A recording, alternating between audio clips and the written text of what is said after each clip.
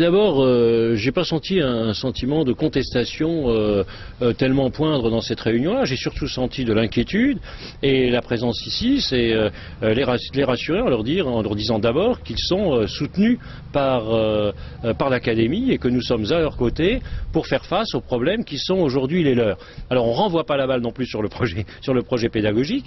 Ce qu'il est important de faire maintenant, c'est de sécuriser l'établissement et nous avons 9 moyens ici déployés pour assurer cette sécurité-là et parallèlement, eh bien, faire une formation dès que les élèves seront de nouveau rentrés, une formation qui les sensibilise à ces phénomènes-là. Et puis au-delà, il faut une meilleure articulation entre les différents principaux des différents collèges du port pour qu'ils élaborent une stratégie commune afin d'apaiser une vie scolaire. Et je disais que si dans les conseils de discipline de ces établissements les élèves étaient exclus pour des faits graves, il est peut-être envisageable de les scolariser un peu plus loin que dans le périmètre des 3 ou 4 collèges du port actuellement.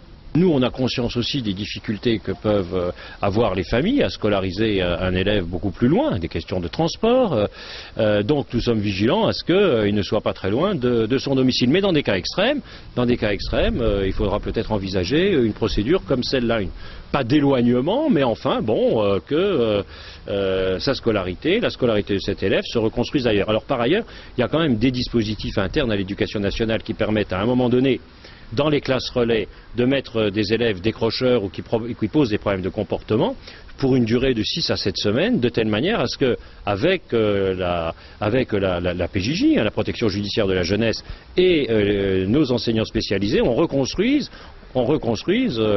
une personnalité qui est déstructurée et qui est tentée, souvent parce qu'elle est à l'écart des exigences du programme, tentée de se valoriser par une activité ou dans le domaine de l'addiction ou de l'expression d'une violence qui est démesurée.